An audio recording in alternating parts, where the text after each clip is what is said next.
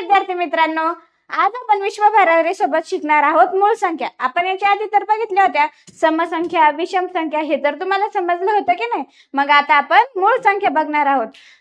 काय असतात बरं, तुम्हाला माहिती का मूळ संख्या काय असतात? नाही ना, तर मग आता आपण मूळ संख्या शिकूयात। मग मूळ संख्या ज्या संख्येचे एक व तिच्या 30 संख्या हे दोनच विभाजक असतात त्या संख्येला काय म्हणतात? मूळ संख्या। आता ज्या संख्येला एकाच संख्येने भाग जातो ती असते मूळ संख्या। आता महत्त्वाचं काय आहे, एक ही मूळ संख्या नाही। आता एक ही मूळ संख्या आहे का? नाही, पण दोन ही सममूळ संख्या आहे, इव्हन नंबर आहे। दोन ही सममूळ संख्या आहे पण एक ही मूळ संख्या नाही, म्हणून तिला काय म्हणतात की मूळ संख्या। मूळ संख्या कोणत्या कोणत्या आहेत तर 2, 3, 5, 7, 11, 13, 17,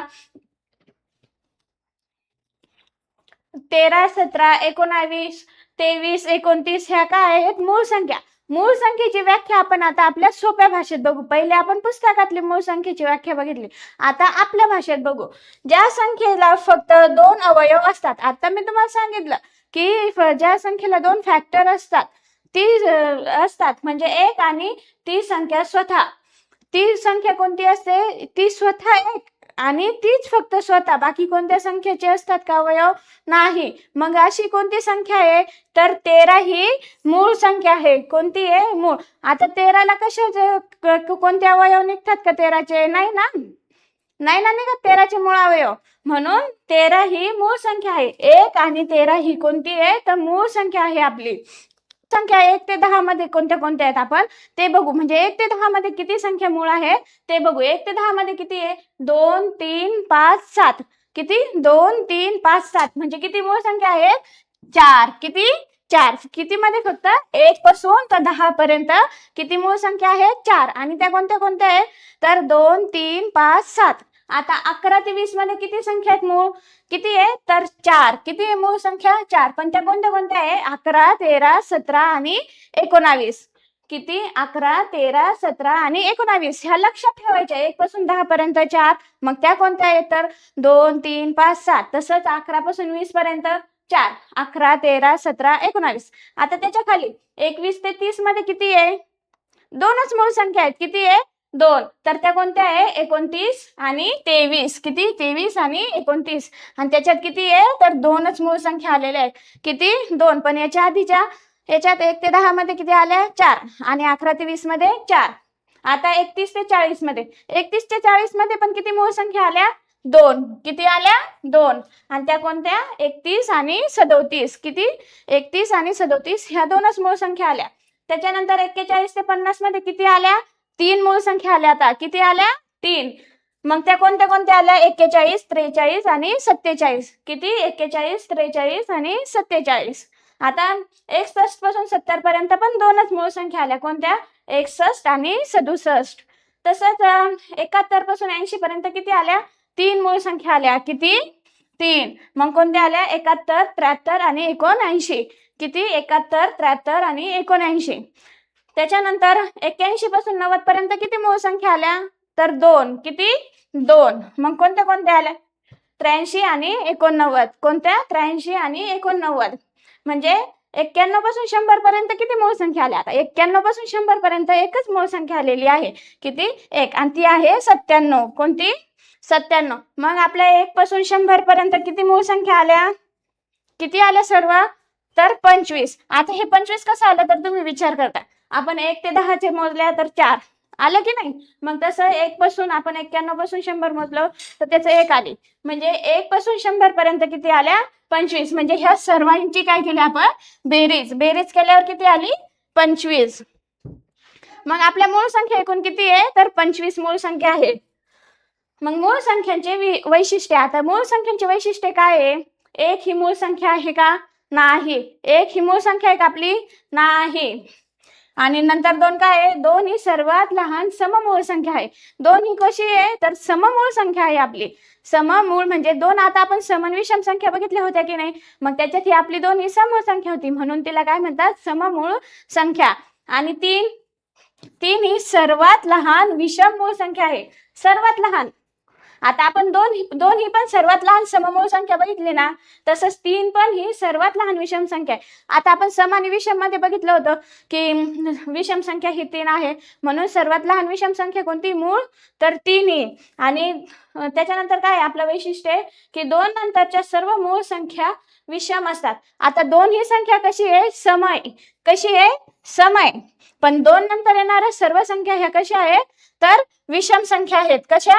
विषम संख्या. आता आपण बघितलं होतं ना, इथं फक्त 2 ही समसंख्या आली, पण बाकीच्या याच्यात कोणती समसंख्या आली का?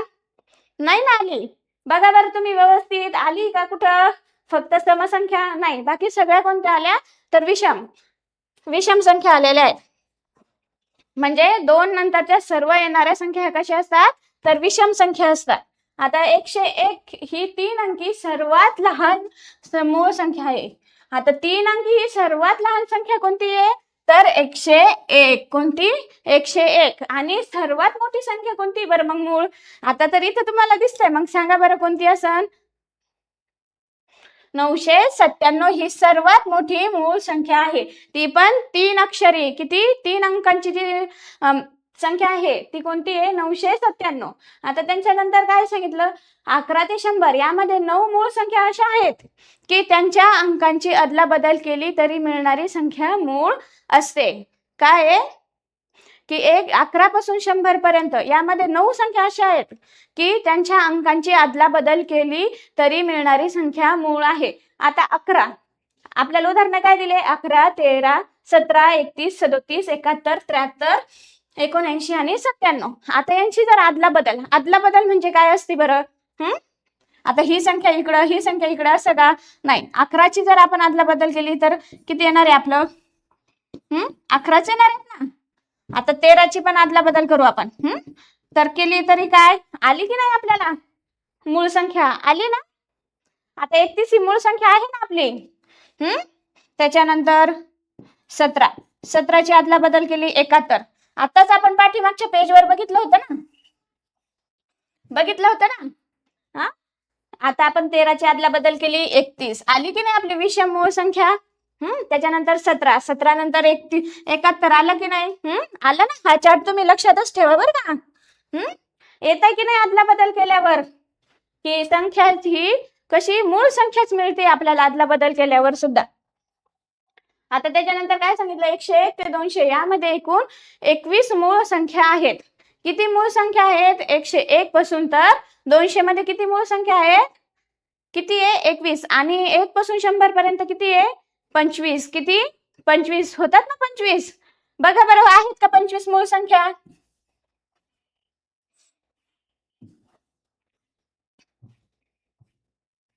आहेत नाही तर 25 मूळ संख्या 1 पासून तर 100 पर्यंत. हे तुम्ही नीट लक्ष ठेवून का लक्षात ठेवायचा हा चार्ट तुम्ही. आता 101 पासून 200 पर्यंत किती मूळ संख्या आहेत?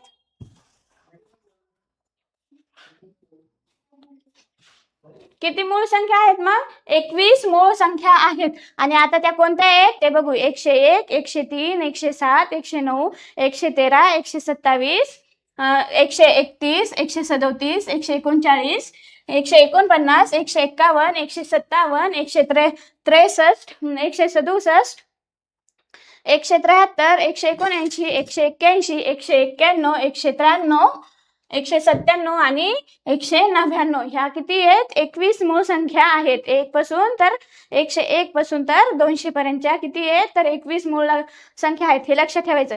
1 पासून तर 100 पर्यंत किती आहे? 25. आणि 101 पासून 200 पर्यंत किती आहे? 21. किती? 21. हे लक्षातच ठेवायचं.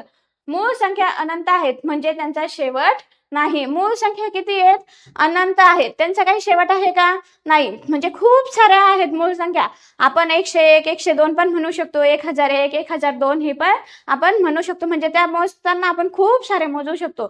आणि त्याच्यानंतर काय सांगितलं? गणितामध्ये मूळ संख्यांना विशेष महत्त्व आहे कारण त्या इतर संख्यांच्या रचनेचा पाया मानल्या जातो. आता मूळ संख्यांना विशेष महत्त्व दिलेलं आहे गणितामध्ये. विशेष महत्त्व का दिलेलं असेल बरं? सांगा बरं का बरं दिलेला सण.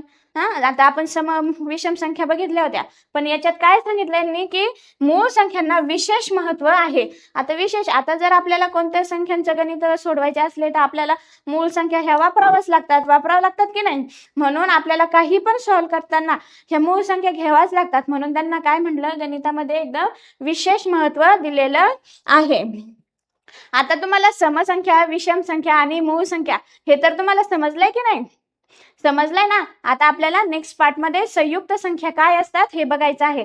तोपर्यंत तुम्ही व्हिडिओला लाईक करा, चॅनलला सबस्क्राईब करा आणि इतरांपर्यंत शेअर करा. थँक्यू.